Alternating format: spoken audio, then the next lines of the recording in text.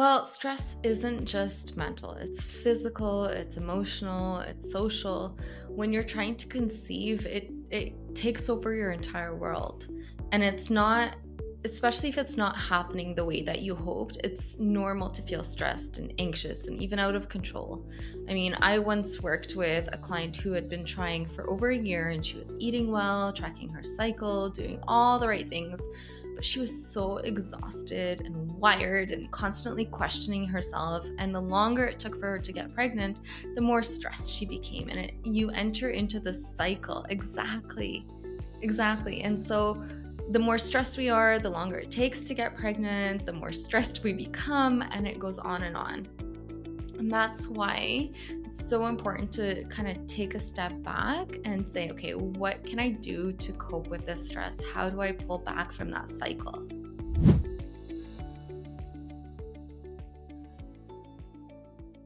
Welcome back, everyone. We're back with another episode on a Plateful of Insights, and I am joined today by the lovely Marina is back to do another episode with us. This time, actually, hold on. How many episodes have you done with us? You've done a few with us now, yeah? Yeah, this is the third one. Cool. So if you haven't listened or watched the other episodes that Marina's been a part of, we're going to talk about similar topic today as to what the other ones we've talked about were. So make sure to check those out. Hopefully my team will put some links where they need to go so you can find them easily. But the topic today that we're going to cover is fertility and stress, the impact that stress has on fertility, the fertility stress connection.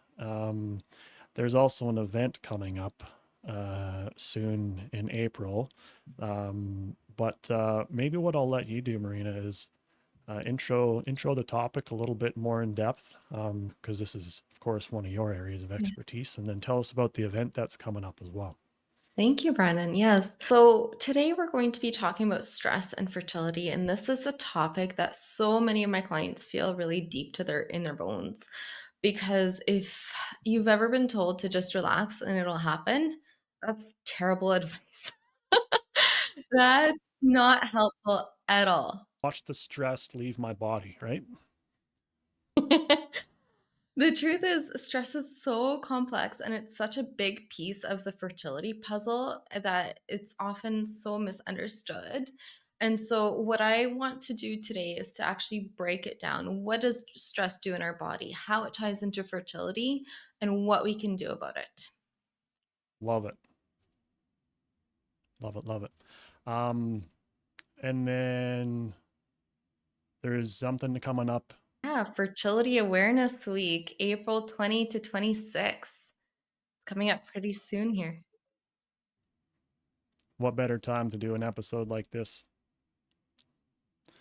Yeah, and I guess if at around that time, those of you watching, listening, is resonate with this topic, then we have talked about fertility before in other episodes, if I remember correctly. Love it. Okay, so I feel like it's a no-brainer that the importance of this topic is obviously it is important because we're talking about it to begin with, but why is stress and fertility connected, and what's the importance of this connection?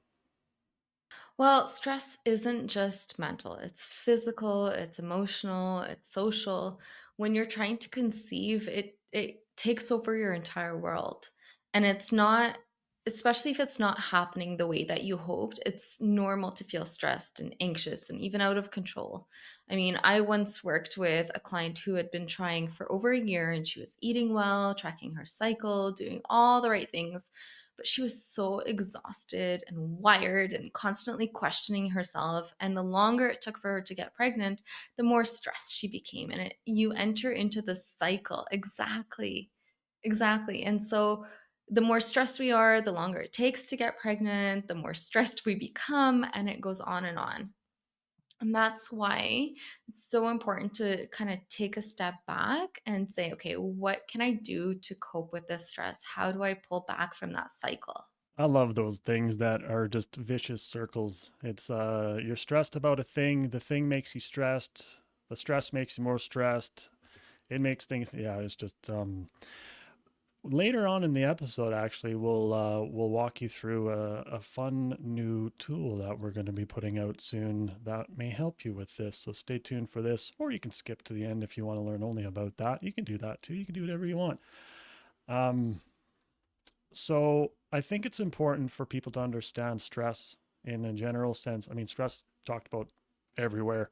I mean, we view stress in many different ways. It's broken up into different categories, or it's looking at different hormones. So I think it's good to know that yeah, these there are systems in the body that our body is that's at work related to stress. That means that it's not just mental and emotional; it's actually physical. So, what are these hormones that we're looking at, and yeah, what role do they play? Let me first start by explaining the menstrual cycle. A lot of us don't know how the menstrual cycle works exactly, but it's really important to understand that process to see how stress actually ties in and affects that cycle. Okay. So, for most of us, the menstrual cycle is around 28 days, but it can be anywhere from 21 to 35 days. That's totally normal. And it's broken down into four phases. Okay, so the first phase is the menstrual phase. It's usually day 1 to 5 of your period. That's when you're bleeding, your body is shedding the lining of the uterus, and hormones like estrogen and progesterone are quite low during this time. So your body's trying to say, okay, there's no pregnancy this month, let's start fresh. Okay.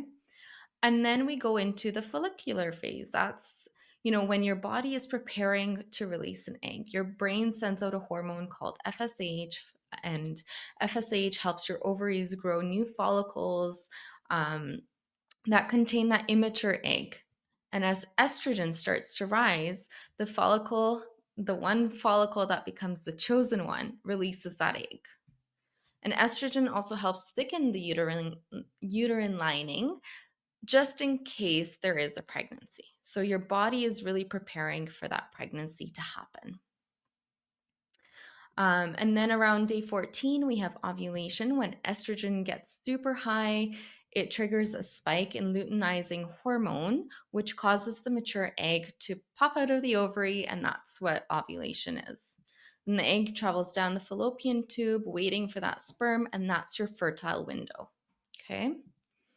Right after ovulation, estrogen dips and progesterone starts to rise. Progesterone helps keep the uterine lining from shedding again, and it prepares the body for that pregnancy to happen. If there's no pregnancy, then again the cycle starts over again. Progesterone and estrogen drop again, and that's when your period starts and the cycle starts over again. Okay? So what happens to the body under stress? Well, it releases something called cortisol. That's your stress hormone.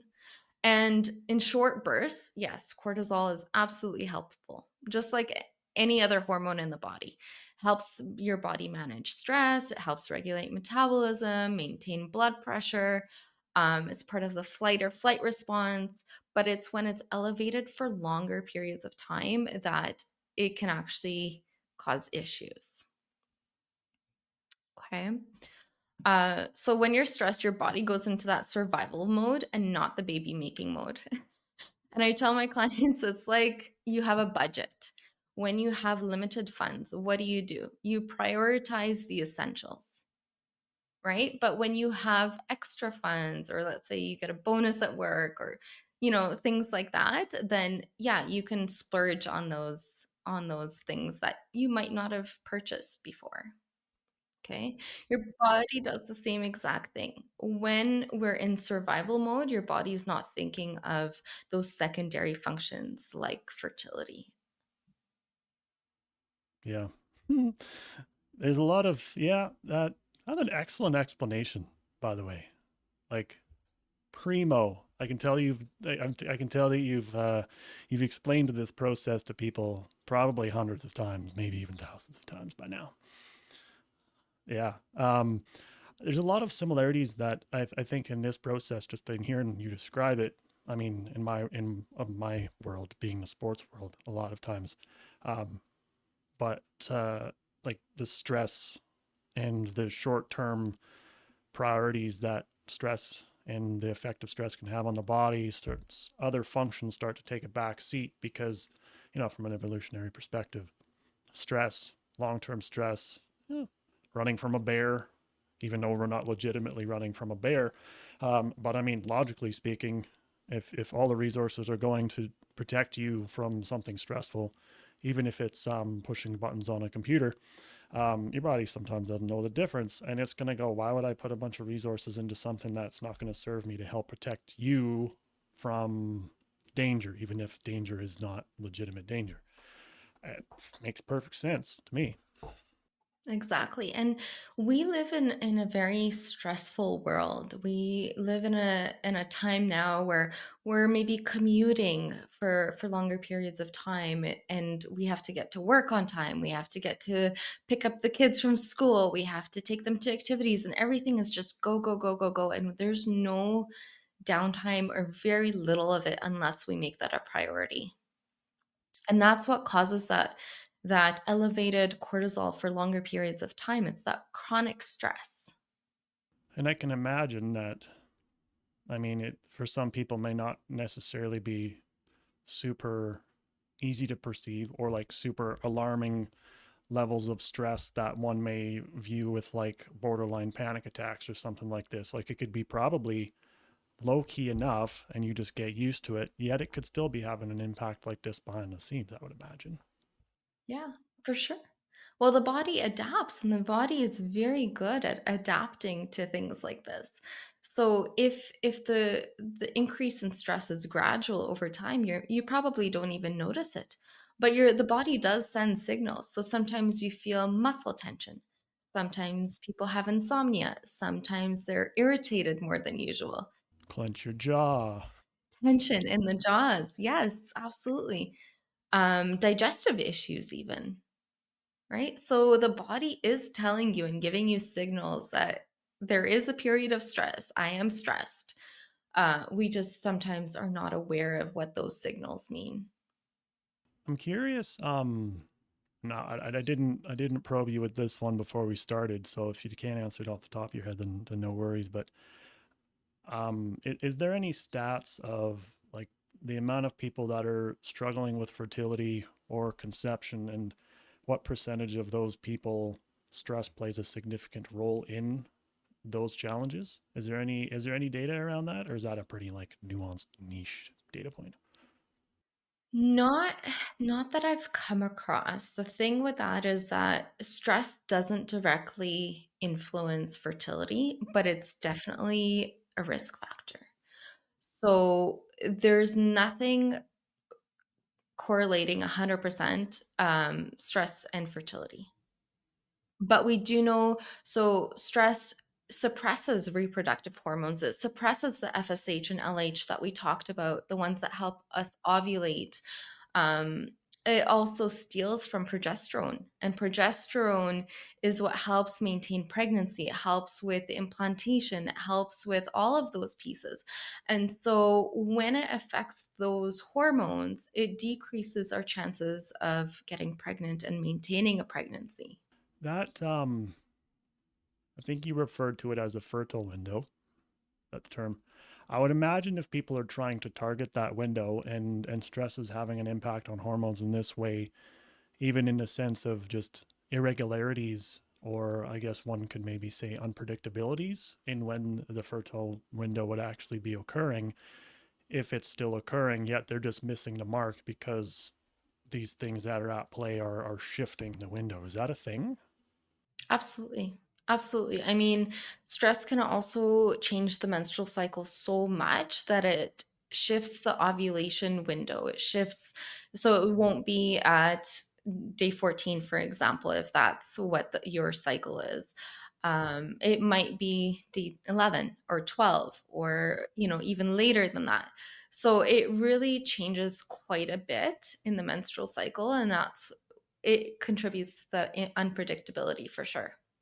Yeah. As if the human body wasn't already unpredictable enough. Yeah. uh, okay. we have an understanding of what's going on here. Any other details related to either hormones, menstrual cycle, impact of stress that you feel like is good to dive into before we move to what can we do about it? Just another big piece about hormones and stress. I mean, chronic stress can lead to estrogen dominance. So, what happens with estrogen is that it gets or is supposed to get recycled by the liver.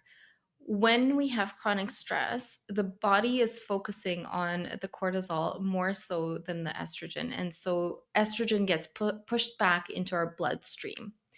And when estrogen is high relative to the progesterone, the imbalance can cause PMS symptoms as well. So, heavy, painful periods, mood swings, and of course, those fertility challenges that we talked about.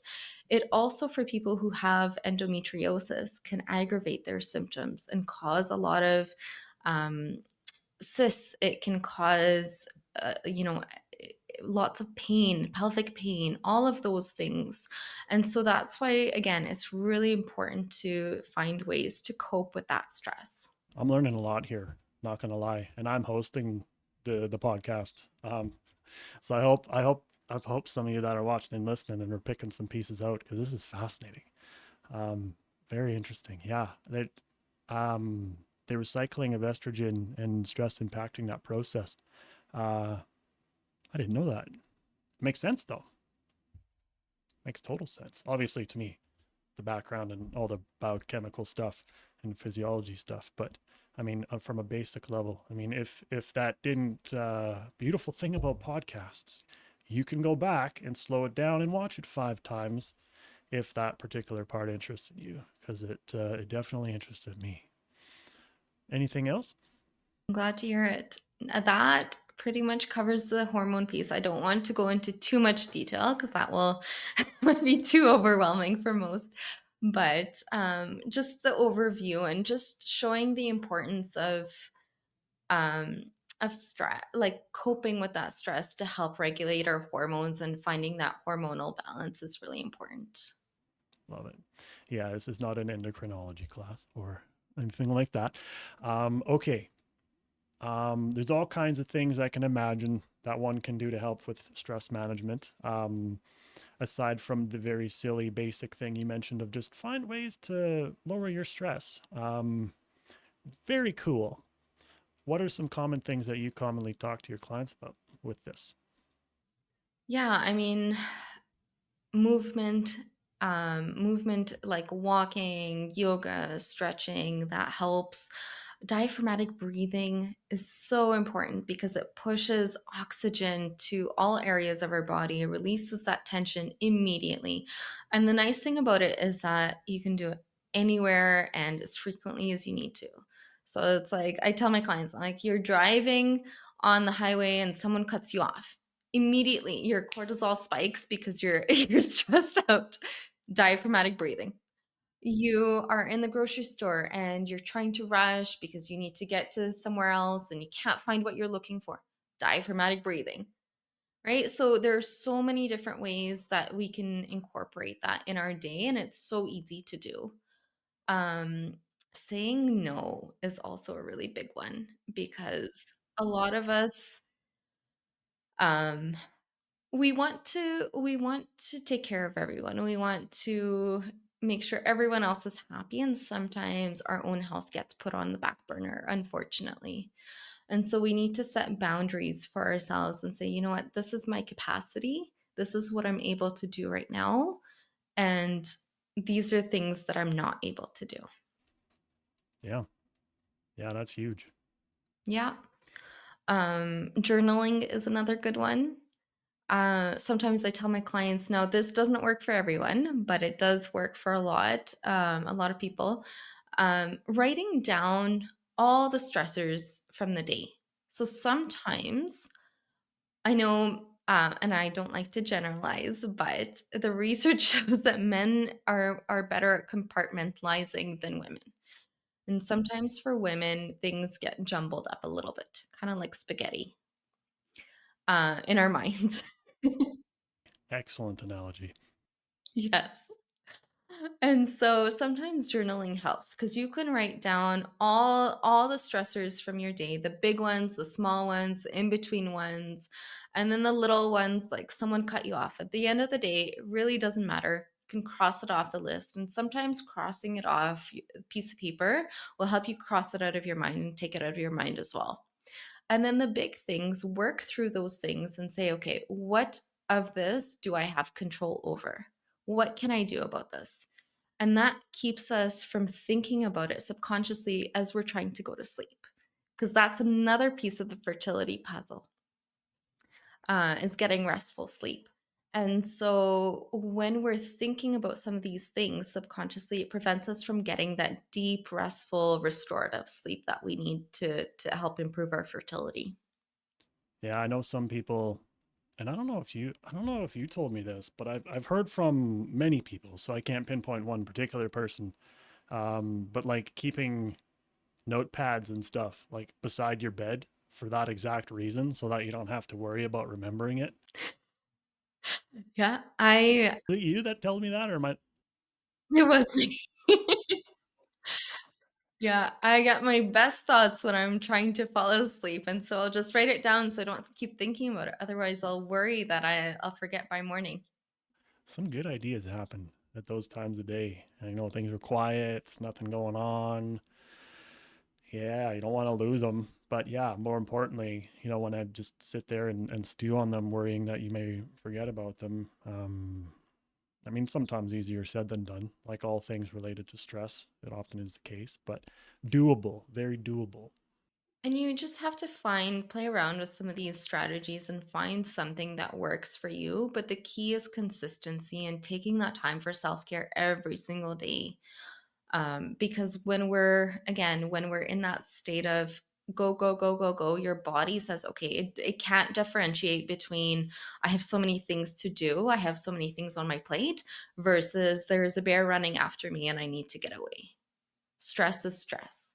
And so taking that time to quiet down your mind, your thoughts, your body, and practicing that self-care, doing something that you enjoy, even like coloring or crafting or reading a book, or even talking with friends or spouse or something like that, can help and go a long way in reducing that stress. And we have tools to help with those things. Yes, we do. A lot of people, if you've watched listened to other episodes, have heard us talk about my Viva plan as a pretty valuable tool in helping with stress management in many ways, beyond just some of the more traditional ways of approaching stress management. Pretty much everything that Marina has talked about with ways of managing stress, my Viva can help with. So if you're curious about that, then sure we've done an episode on my Viva plan and all that stuff, but we'll always keep putting things about it out. But shall we go into what you have coming up next? Well, I just want to point out that nutrition also plays a big role in stress, as you know, of course, right? Can't forget about nutrition.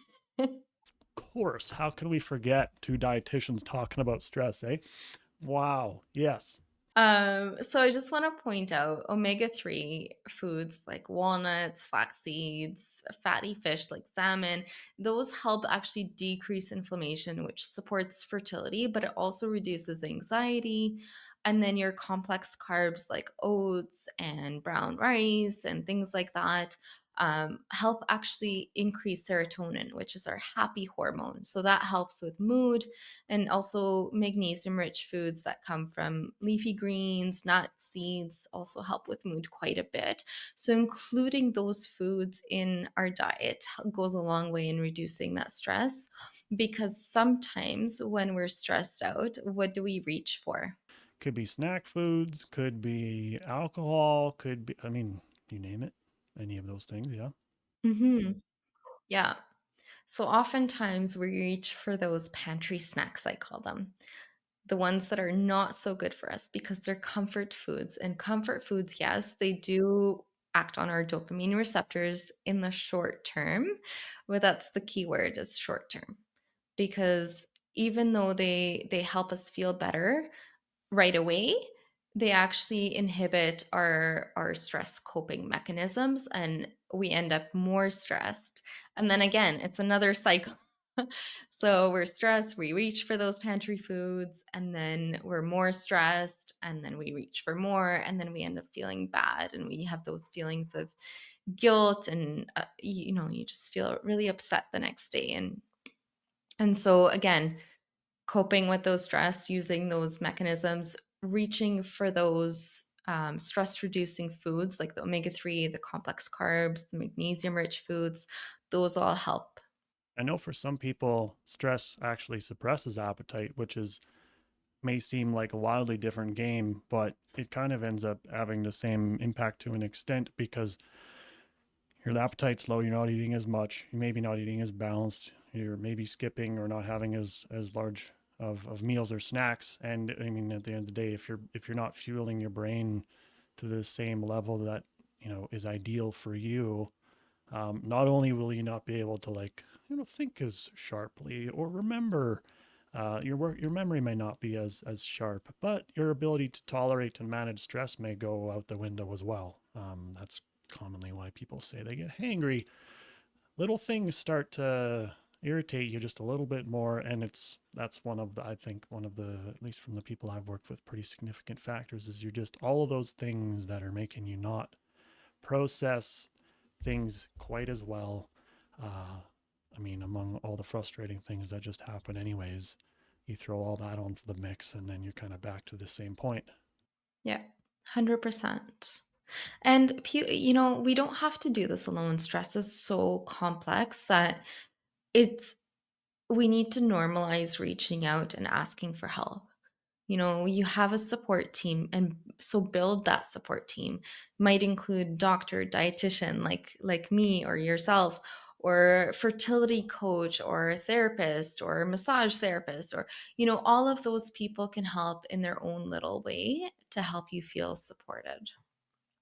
There was something you noted earlier. Oh, I can't remember exactly what it was, and I can't rewind this live. Um, but it was something to do with some external factor.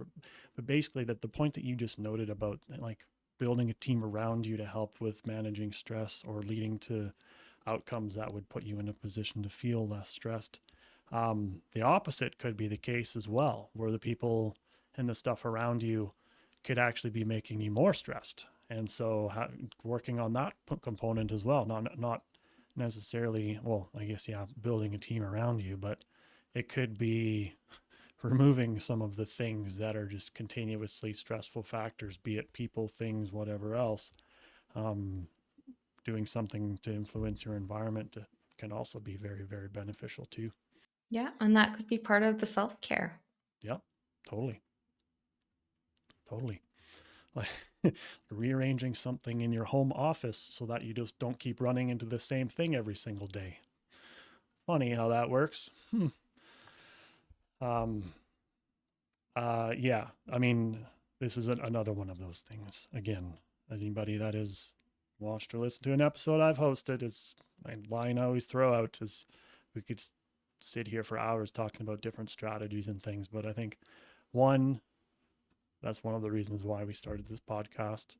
Two, go check out the blogs on our website. And three, if you want a little bit more detailed support that you feel like is beyond the scope of some of the more basic general information that you can find, even put out by us, um, perhaps you want to work with Marina, because why not? Yes. Um, Love it. Okay. Any other pieces on stress management tools and strategies you want to get into? I just want to emphasize that stress is just one piece of the fertility puzzle. It's not the whole story. And so when we're looking at fertility, we look at so many different factors, so many things that contribute and can affect our fertility. And like I said, stress is just one of those pieces. So I just want to share about my Fertility Foundations course that's launching at the end of the month. It's a course that's meant to dive deeper into everything that supports your fertility journey. So we're going to talk about nutrition and lifestyle, yes, including stress. We'll talk about sleep. We'll talk about lab work and your support team and supplements and understanding your cycle, all of those things. And while they might seem overwhelming, as you're getting started, just focusing on one area at a time and building on those areas together, then you'll have a better picture and help improve that fertility outcome. Love it. What a great way to fill a nice little gap that we can offer people that I would imagine, well, I know for sure because I'm helping build some of it behind the scenes that it's going to be a more cost effective option. So it's much less costly than working with one of our dietitians one on one, although something to say about there's always something to say about working with a dietitian one on one. But this is something very unique and I can't wait to put it out. I'm very excited about it. It's the first fertility course of its kind. Is it? Oh, I feel like you've told me that before. Oh, yeah, I forgot about that point. Right. It is. So I'm very excited to share it with everyone, and I can't wait to have people start joining and using it and sharing what their thoughts with me. And I'm always open to make improvements and to to answer questions that people might have about the course. As part of the registration process, you'll get some phone time with me to answer any specific questions as well. Love it. Love it. Um, we will hopefully be putting a link to where do you find this course in the description box for this episode. So you can find it easily. But of course, we'll always be putting these things on our website, revivewellness.ca, for this course and any other course we may put out in the future. But yeah, if you've ever looked online and trying to find these courses, there's a lot of, I think, from what I remember from our conversation about this, Marina, is that there's a lot of courses in this realm for healthcare professionals, dietitians, whatever it is, but none for individuals. Why? Well, solve that problem now, I suppose, eh? Love it. Oh, this is exciting. Oh, I can't wait. Yes, be on the lookout for that. Coming up in, I can't remember the date, near future. I'm going to say near future because I can't remember the date. It'll be right around the time of Fertility Week that we're launching. Love it. If that date is already passed, then bonus for you. You don't have to wait. You can just go get it right away. Awesome. Anything else, Marina, that you wanna talk about before we wrap the episode up? I just want to share that stress is real and it's not something to ignore. It's not something to blame yourself for, but there are ways to soften it and to take care of yourself and to help improve your fertility, but also other areas of your life as well. Because stress is not just affecting your hormones, like we said at the beginning, it's affecting your mental health, your physical health, your emotional health. So you're doing enough. You are enough. You just reach out for help and get that support that you need. That's what we're here for. Love it. Thank you so much for joining again, Marina. I'm always a fun time to have you on the podcast. I always learn a lot whenever I'm hosting, and I'm the one that's hosting. So I is an absolute certainty that whoever's watching and listening got at least a few things from this. So I appreciate you, I'm so happy to be here. Thanks for having me. of course. Those that made it this far, thank you so much for your time and attention. Please share this episode to anybody that you think would find it helpful. Like, subscribe, follow, whatever the thing is to do on the platform that you're watching or listening to this on. Thank you so much. Enjoy the rest of the day wherever you are at in the world, and we'll see you next episode.